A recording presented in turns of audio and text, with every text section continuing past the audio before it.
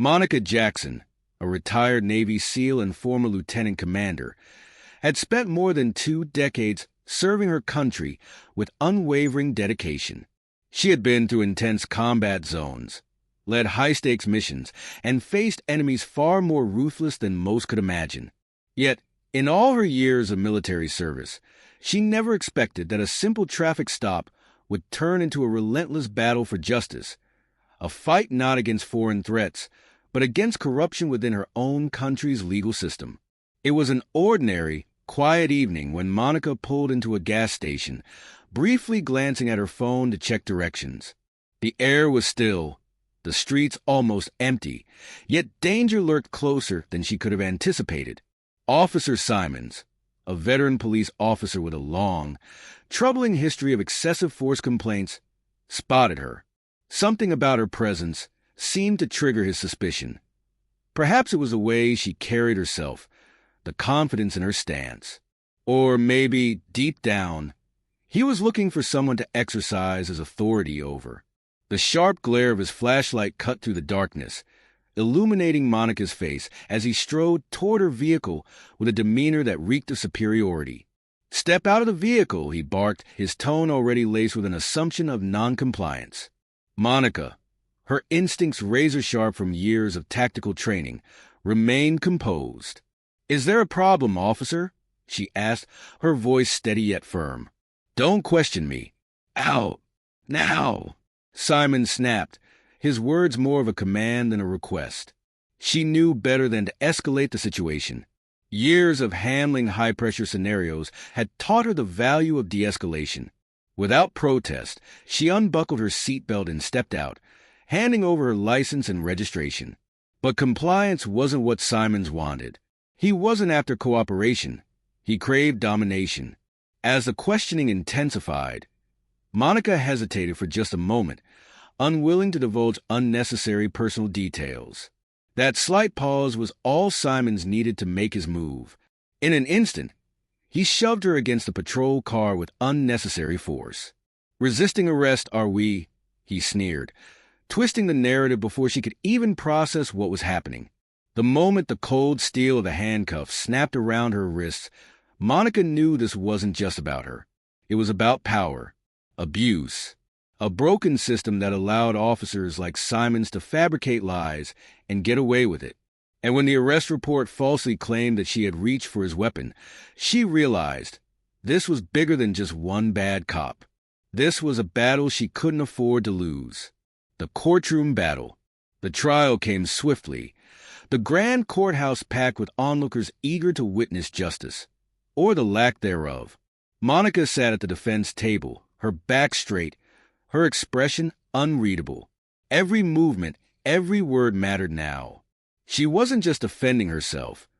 She was challenging a system designed to protect officers like Simons at any cost. Simons, exuding a dangerous level of confidence, took the stand first. "She was aggressive," he declared, his voice dripping with false conviction. "When I attempted to de-escalate, she reached for my weapon." A murmur rippled through the courtroom. The accusation was severe, and history had proven that in cases like this, the officer's word almost always prevailed.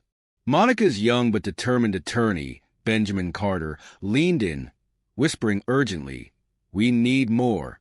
His word against yours won't be enough." Monica simply gave a knowing smile. "Patience, Ben. The truth has its own timing." When it was her turn to testify, she rose with the same unshakable poise that had carried her through life-or-death missions. She met the prosecutor's gaze head-on as she spoke. "I was checking directions on my phone when Officer Simons approached me," she began, her voice clear and steady. "He didn't ask for identification. He demanded it. And when I asked why, he escalated immediately." The prosecutor pounced. "So you admit to questioning his authority?" Monica's eyes narrowed slightly. "I question his motives," she corrected. "There's a difference that speaks to the very heart of this case." Then came the moment that changed everything. Benjamin stood up, holding a phone in his hand. "Your Honor, the defense would like to present video evidence." The courtroom fell silent as the screen lit up. A shaky yet clear video, taken by a bystander, filled the room. The footage showed Simons towering over Monica, his voice booming. "Women like you need to learn how to listen." Gasps filled the air. Murmurs spread like wildfire. The judge banged the gavel, calling for order, but the damage to the prosecution's case had already been done. The truth unveiled. During a recess, Benjamin hurried over to Monica, clutching a thick folder. His hands trembled, not with fear, but with anticipation. "We have it," he said breathlessly. "Simon's personnel file. Multiple complaints of excessive force. Patterns of targeting minorities, especially women. They tried to bury it, but we found it." Monica exhaled slowly, the weight of it all settling in. "This was never just about me, Ben," she said. "It's about everyone who never got the chance to fight back. Now, we make sure they do." Back in the courtroom, Benjamin laid out the damning evidence. One by one, the pieces fell into place. Simon's smug confidence began to crack. Officers in the gallery shifted uncomfortably, their unspoken loyalty beginning to wane. Then, Monica delivered the final blow. Standing tall, she addressed the courtroom with the strength of a leader. "I am Lieutenant Commander Monica Jackson, retired Navy SEAL." A stunned silence fell over the room. The jury leaned forward, suddenly seeing her not as a suspect, but as a warrior who had defended their freedoms. "For 20 years," she continued, "I have fought for justice and equality. I have faced enemies in war zones, led teams through impossible missions. But never did I think I would come home to face this. The abuse of power by those sworn to protect us." Simons turned pale. His world was collapsing. The verdict and beyond. The jury deliberated for less than an hour. The verdict? Not guilty. But Monica's victory extended far beyond her own acquittal. The jury took the rare step of formally recommending a full investigation into Simon's conduct and his department's practices. The judge, visibly disturbed by the evidence, ordered an immediate review of his past cases. Outside the courthouse, reporters swarmed. But Monica remained poised, her military bearing unwavering. "This isn't about revenge," she told them. "It's about reform. Power must come with accountability. And today, we took a step toward justice." Her case sent shockwaves across the country. Police departments reevaluated their training programs. Internal investigations were launched. Simons was dismissed and later faced criminal charges of his own.